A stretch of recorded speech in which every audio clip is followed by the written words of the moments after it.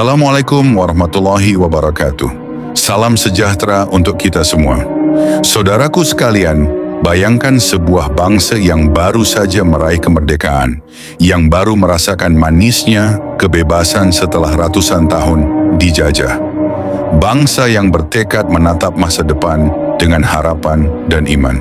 Namun di balik langit yang cerah itu, tersembunyi bayangan gelap yang kelak akan menorehkan luka mendalam dalam sejarah. Sejarah adalah cermin, dan dari cermin itulah kita belajar. Dari sanalah kita mengenali kesalahan agar tak mengulanginya. Tapi ada cermin yang pecah, retaknya begitu tajam, hingga bayangan yang memantul di dalamnya adalah darah dan air mata. Cermin itu adalah catatan tentang kebengisan Partai Komunis Indonesia, PKI. Bagi generasi muda sekarang, nama PKI mungkin terdengar seperti cerita lama, kabar dari zaman kakek dan nenek.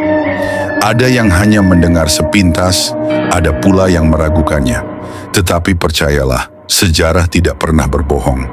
PKI pernah meninggalkan jejak yang tak bisa dihapus, dari desa-desa di Jawa hingga lembah-lembah di Sumatera.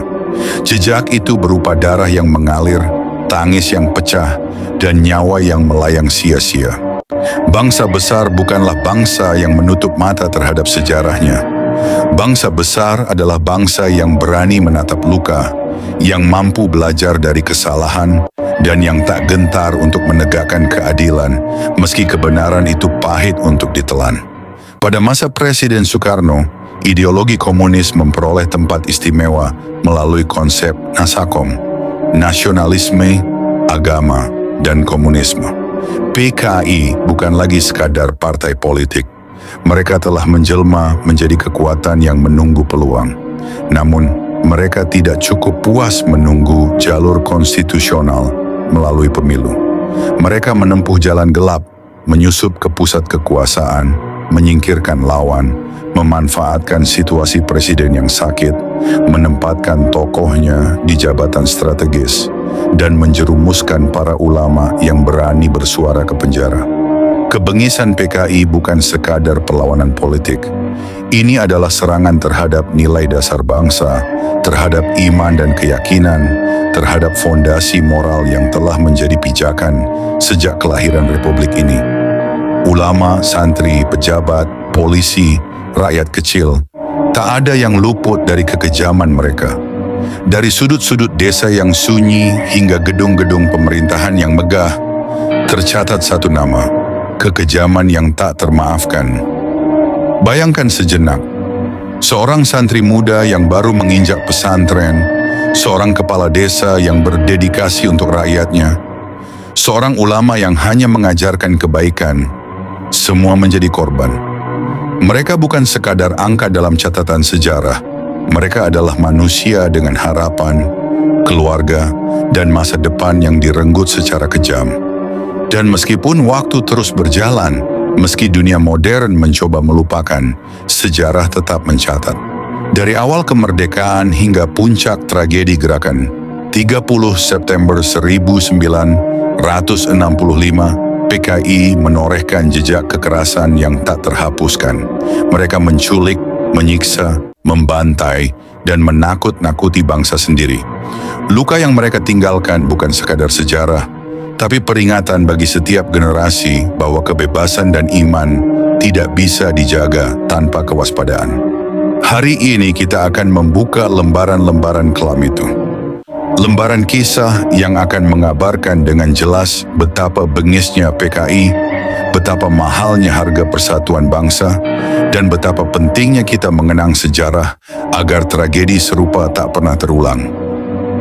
Saudaraku, bersiaplah untuk menatap masa lalu yang kelam, untuk merasakan ketegangan dan kesedihan yang dialami bangsa ini. Karena hanya dengan memahami sejarah secara mendalam, kita bisa melangkah ke masa depan dengan kepala tegak dan hati yang waspada. Dentuman bedil perang dunia baru saja mereda. Indonesia, negeri yang lama dijajah, kini berdiri dengan bendera merah putih berkibar gagah di langit 17 Agustus 1945. Rakyat bersorak, berbaris dengan harapan baru. Namun, di balik euforia kemerdekaan, badai lain mulai menggulung. Sebuah ideologi yang berambisi bukan sekadar berkuasa, tapi juga merobohkan sendi bangsa, komunisme. Awal Republik masih rapuh, tentara kita baru lahir, diplomasi dengan Belanda penuh ketegangan, dan persatuan rakyat diuji dari segala arah. Dalam suasana genting itulah, Partai Komunis Indonesia (PKI) mulai bergerak. Mereka mencari celah, memanfaatkan gejolak, dan mengusung agenda yang berseberangan dengan cita-cita proklamasi. Puncaknya meledak pada peristiwa Madiun 1948. Ketika bangsa sedang sibuk mempertahankan kemerdekaan dari agresi Belanda, PKI justru memilih mengibarkan bendera pemberontakan. Musso, tokoh senior komunis yang baru kembali dari Moskwa, tampil sebagai arsitek gerakan. Dengan jargon Republik Soviet Indonesia, ia ingin mengganti arah negara ini. Malam-malam di Madiun menjadi mencekam. Pos-pos polisi diserbu, ulama, pejabat, hingga tokoh masyarakat ditangkap dan dibantai. Desa-desa dicekam ketakutan. Sejumlah korban dibuang ke lubang-lubang besar yang kelak disebut rakyat sebagai sumur neraka. Namun negara tidak tinggal diam. Tentara Nasional Indonesia bergerak cepat. Di bawah komando Jenderal Sudirman, TNI melancarkan operasi militer. Daerah-daerah yang dikuasai PKI, Ponorogo, Magetan, Pacitan, Purwodadi, Cepu, Blora, Pati, hingga Kudus, satu persatu direbut kembali. Puncaknya pada 31 Oktober 1948, Musso tewas ditembak di Desa Niten, Ponorogo. Kepemimpinan PKI lumpuh. Tokoh lain seperti M.H. Lukman dan Nyoto melarikan diri ke Tiongkok. Menjelang akhir November, pemberontakan dinyatakan padam. Pimpinan ditangkap atau terbunuh, pasukan tercerai-berai. Namun meski pemberontakan itu dihentikan, luka yang ditinggalkan begitu dalam. Awal Januari 1950, ribuan rakyat berbondong-bondong ke Magetan dan Madiun, menyaksikan pembongkaran sumur-sumur berisi mayat. Di sumur Soco Pemeinon ditemukan 108 kerangka. Sumur Soco II menyimpan 21 kerangka lain. Ada yang dikenali, banyak pula yang tidak. Mereka adalah ulama, aparat, dan tokoh masyarakat, korban kebiadaban sebuah ideologi yang menolak keberagaman. Tragedi ini bukan sekadar catatan sejarah, melainkan peringatan keras. Di usia Republik yang masih muda, sudah ada upaya kudeta untuk merobohkan dasar negara. Bab ini menutup lembar pertama perjalanan PKI, dari pemberontakan bersenjata di Madiun, hingga lahirnya luka mendalam yang membekas pada bangsa Indonesia. Madiun memang padam, Musso memang tewas, tetapi api komunisme belum sepenuhnya padam di bumi Nusantara. Setelah 1948, PKI tidak dibubarkan. Bahkan, tahun 1949 partai ini kembali bernafas, menyusun ulang kekuatan, dan memulai rekonstruksi. Awal dekade 1950-an, dunia menyaksikan perang dingin antara Blok Barat dan Blok Timur. Indonesia yang baru merdeka berada di tengah pusaran itu. Di negeri ini, PKI mencari pijakan baru. Mereka mendirikan kembali corong propaganda seperti Harian Rakyat dan Bintang Merah. Dari lembar-lembar kertas, mereka menebar ideologi, merayu buruh, tani, dan pemuda. Namun bayangan kelam Madiun belum hilang, rakyat masih mengingat sumur-sumur berisi mayat. Untuk merebut simpati, PKI memerlukan wajah baru, kepemimpinan baru. Saat itulah muncul sosok Dipa Nusantara Aidit. Aidit masih muda, penuh energi, dan pandai berpidato. Ia tahu bagaimana membaca arah politik. Alih-alih menentang Presiden Soekarno secara terbuka, Aidit memilih jalan berbeda, menjadi sekutu. PKI dipoles ulang, bukan lagi semata partai pemberontak, tetapi dikemas sebagai partai nasionalis yang loyal pada Bung Karno. Strategi ini berhasil. Namun, perjalanan tidak selalu mulus. Pada 6 Agustus 1951, sekelompok kader PKI menyerbu asrama Brimob di Tanjung Priok. Senjata dirampas, meninggalkan luka baru di tubuh Republik. Meski demikian, peristiwa itu tidak menghentikan Aidit.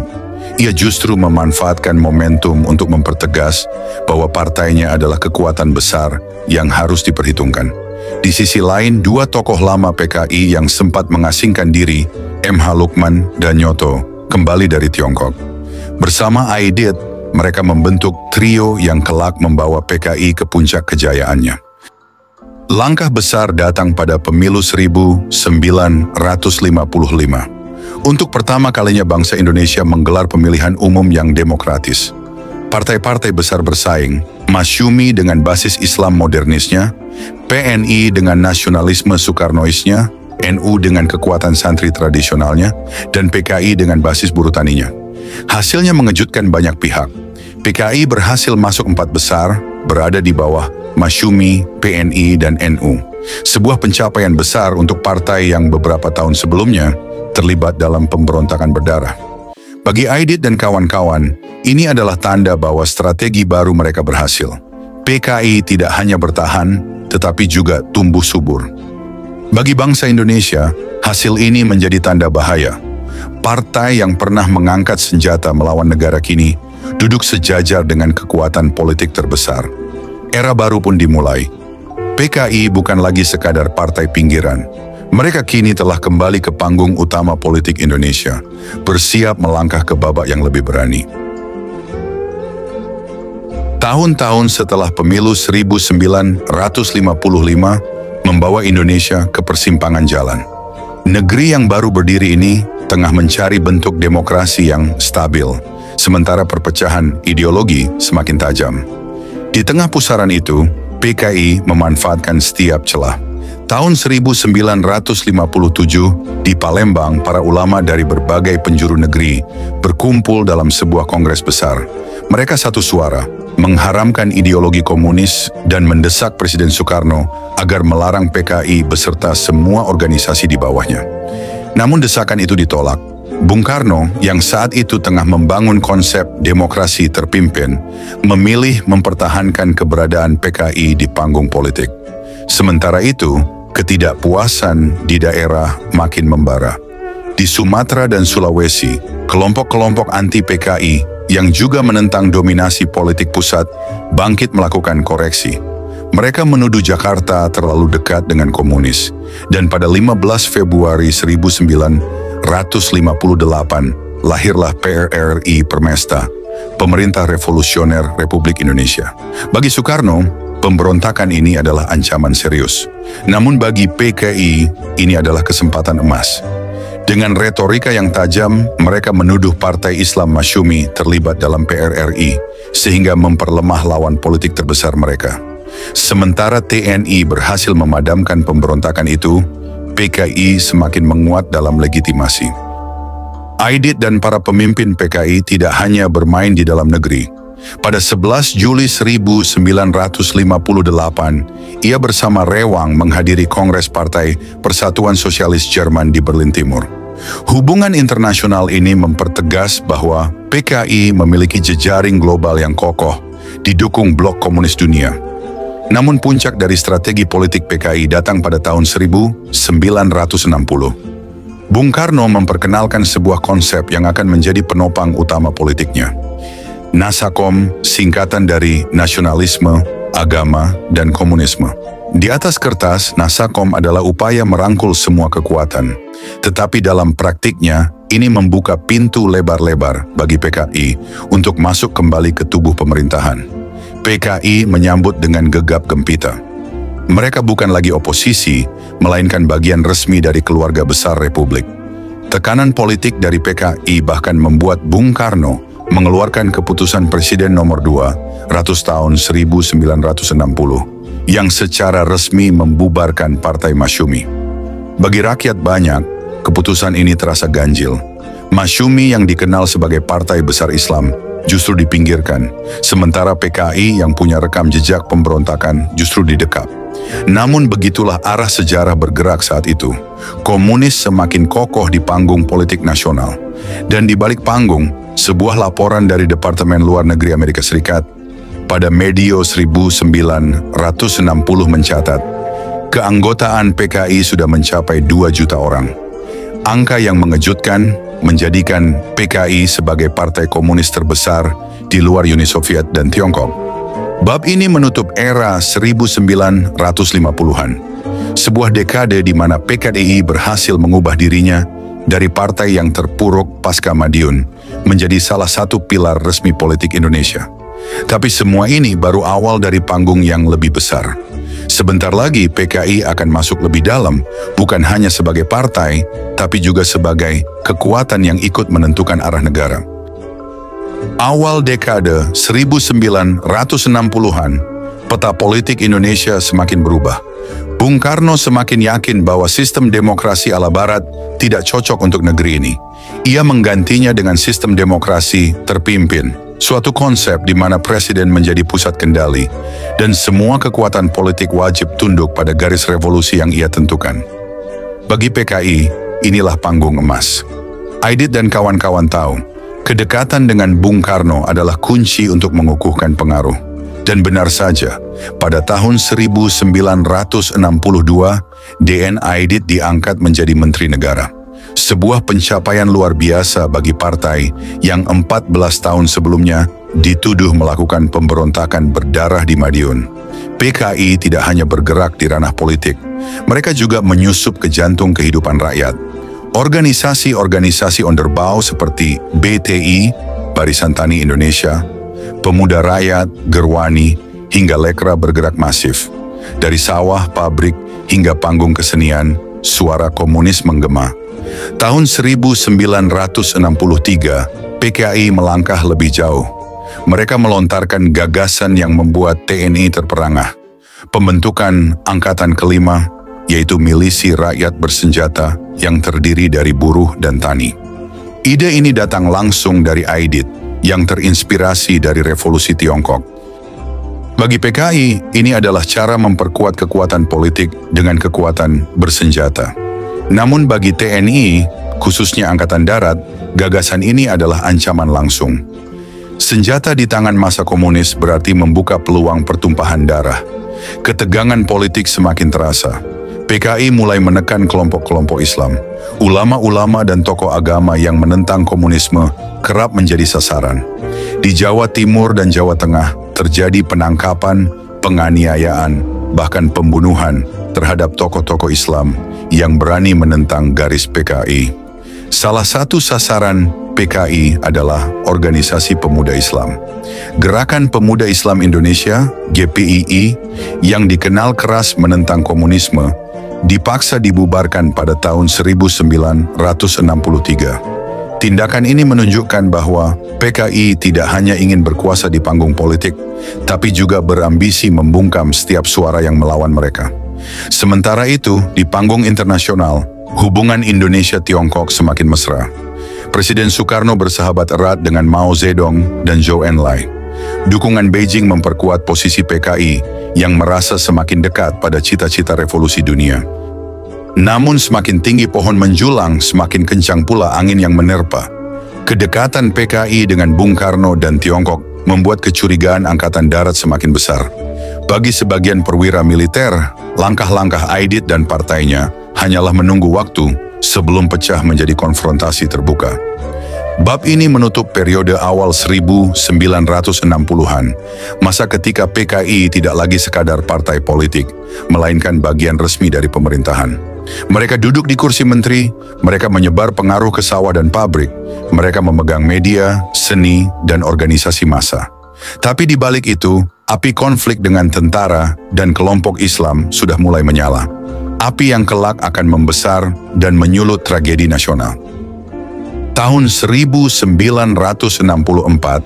langit politik Indonesia semakin mendung. PKI berada di puncak kejayaan, partai komunis terbesar di luar Uni Soviet dan Tiongkok, dengan anggota yang diklaim mencapai 3 juta jiwa, dan ditopang oleh puluhan juta simpatisan dari organisasi sayapnya. Namun di balik angka-angka itu, bara konflik semakin menyala. PKI merasa dirinya sebagai anak emas revolusi. Mereka menuntut lebih banyak ruang, lebih banyak kekuasaan. Sementara lawan-lawan politiknya, terutama Angkatan Darat dan kelompok Islam, mulai merasa terdesak, bahkan terancam. PKI mengibarkan isu land reform atau pembagian tanah untuk kaum tani. Di banyak desa, isu ini menjelma menjadi aksi sepihak. Para kader BTI bersama massa tani menduduki tanah-tanah perkebunan, rumah para tuan tanah, bahkan tanah wakaf milik pesantren dan masjid. Bentrok tak terhindarkan. Santri, ulama, dan pemuda Islam kerap berhadapan langsung dengan massa PKI. Di beberapa tempat darah tumpah.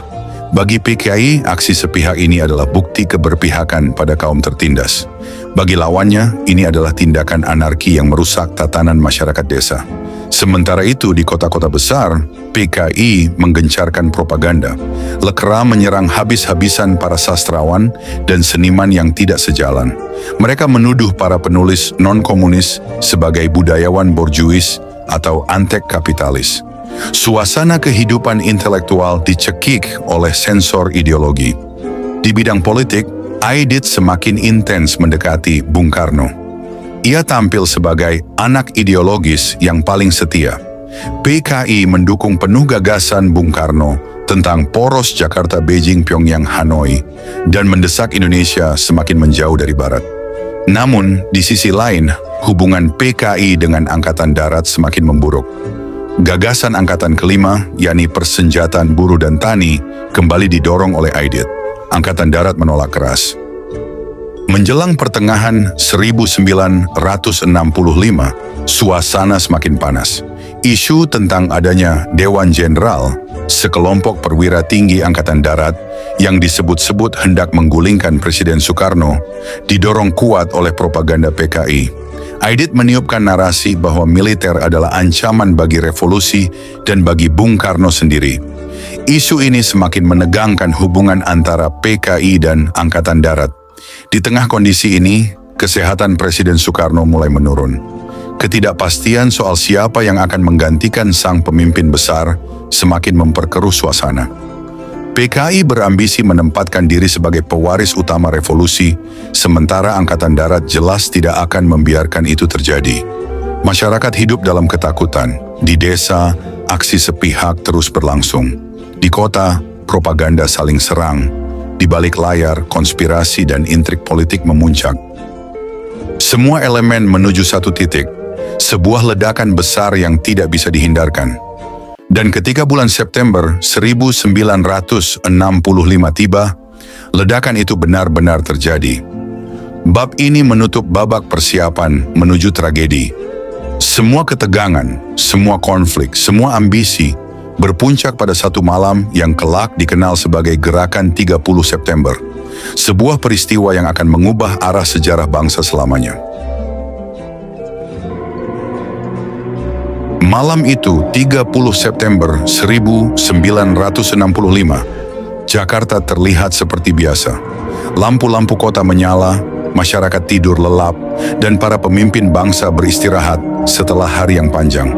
Namun di balik kegelapan, sebuah rencana besar tengah dijalankan. Pasukan bersenjata bergerak diam-diam. Mereka adalah bagian dari Gerakan 30 September, yang kelak dikenal dengan singkatan G30S, PKI, dipimpin oleh Letnan Kolonel Untung. Pasukan ini dibagi menjadi beberapa gugus tugas. Pasukan Pasopati dipimpin Letudul Arif.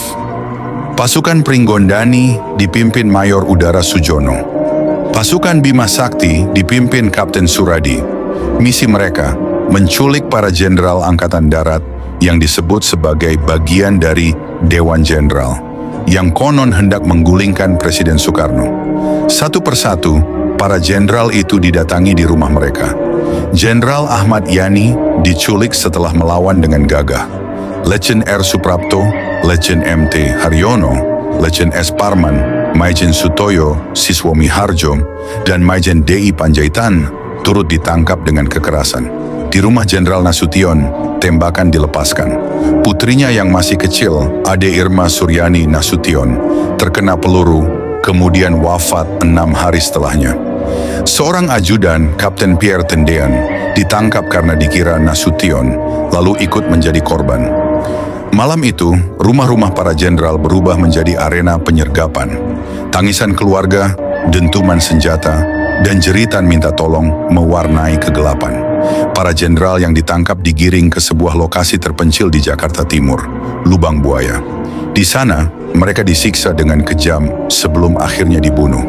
Tubuh mereka kemudian dilemparkan ke dalam sebuah sumur tua yang dalam dan sempit. Lubang itu, yang sebelumnya hanyalah lubang tak terpakai di sebuah lahan, kini menjelma menjadi simbol kengerian. Sejarah mengenalnya sebagai lubang buaya, kuburan massal para pahlawan revolusi. Pagi harinya, 1 Oktober 1965, PKI melalui RRI mengumumkan berdirinya Dewan Revolusi yang mengklaim mengambil alih pemerintahan. Namun situasi berbalik cepat. Mayor Jenderal Soeharto, yang saat itu menjabat Panglima Kostrad, segera mengambil alih kendali. Dengan sigap ia menggerakkan pasukan, menguasai Jakarta, dan merebut kembali Pangkalan Udara Halim Perdana Kusuma yang menjadi basis G-30S. Berita tentang penculikan, penyiksaan, dan pembunuhan para jenderal menyebar cepat ke seluruh penjuru negeri. Rakyat terperanjat, marah, dan terluka. Bagi banyak orang, tragedi ini bukan sekadar pembunuhan, melainkan pengkhianatan terhadap bangsa sendiri. Lubang buaya tidak lagi sekadar sebuah sumur. Ia berubah menjadi simbol pengorbanan, simbol kebiadaban, dan juga simbol titik balik perjalanan bangsa.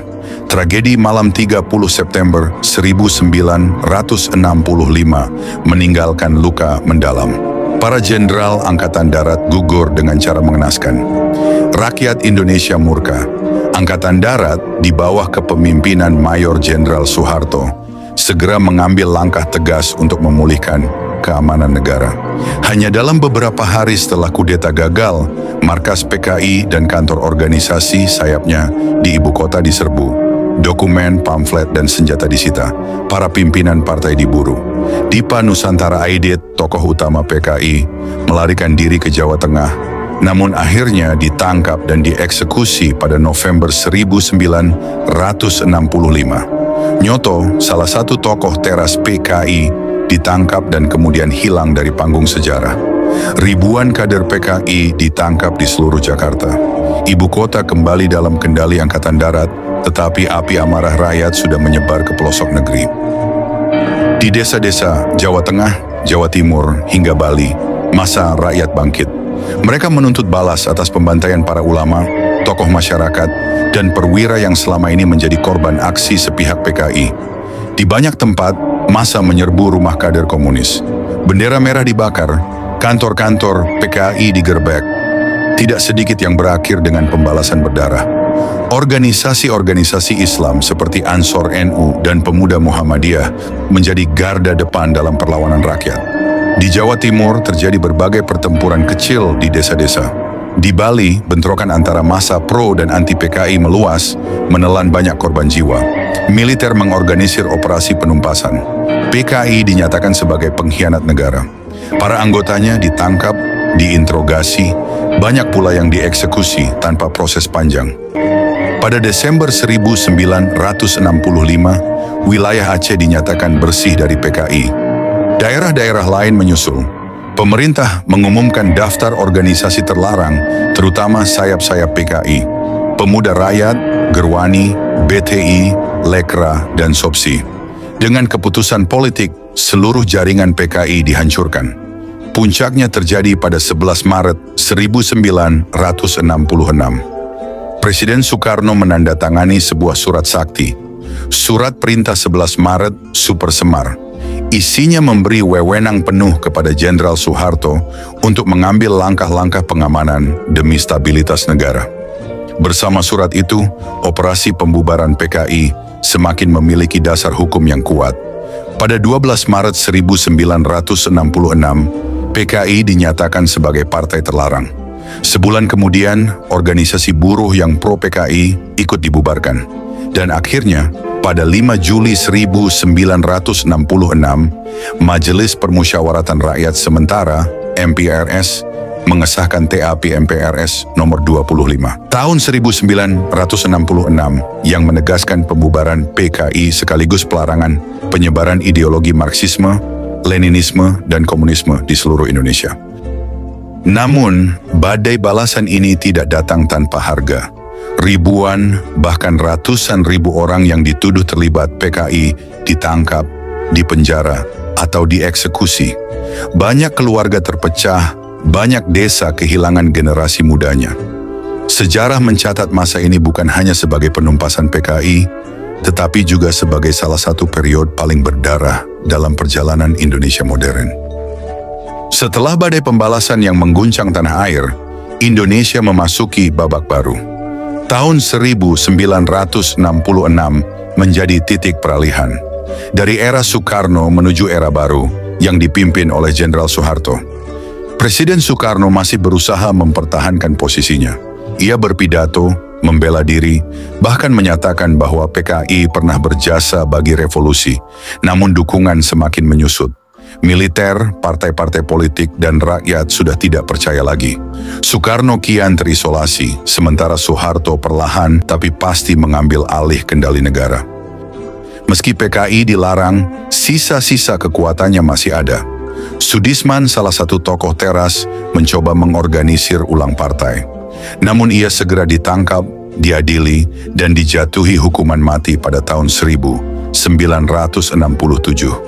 Beberapa kader lain seperti Rewang, Oloan Hutapea, dan Ruslan Wijajasastra melarikan diri dan bersembunyi di daerah terpencil, terutama di Blitar Selatan. Di sana mereka berbaur dengan massa tani, membangun basis kecil, dan berharap bisa bangkit kembali. Namun keberadaan mereka selalu diawasi ketat. Di pedesaan Blitar Selatan, sisa-sisa PKI mencoba bangkit. Mereka menyebarkan pengaruh ke kaum tani, mendirikan pos-pos kecil, dan bahkan melakukan serangan sporadis terhadap tokoh-tokoh agama dan masyarakat. Pada Maret 1968, kelompok ini menyerang kader-kader NU, menyebabkan puluhan orang tewas. Bagi pemerintah Orde Baru, ini adalah tanda bahaya. Maka operasi militer besar-besaran digelar. Pasukan TNI bergerak, menyisir desa-desa, dan menghancurkan basis terakhir PKI di Blitar Selatan. Pertengahan 1968, operasi itu dinyatakan berhasil. Sisa-sisa PKI tercerai-berai. Sebagian tewas, sebagian menyerah, dan sisanya melarikan diri ke tempat-tempat terpencil. Dengan hancurnya basis PKI, Jenderal Soeharto semakin kokoh. Ia menjadi pusat kekuasaan baru. Militer mengambil peran dominan dalam politik dan pemerintahan. Indonesia memasuki era Orde Baru, sebuah rezim yang berjanji akan menjaga Pancasila dan menutup rapat-rapat pintu bagi komunisme. Namun meski PKI telah tiada, bayang-bayangnya tetap menghantui.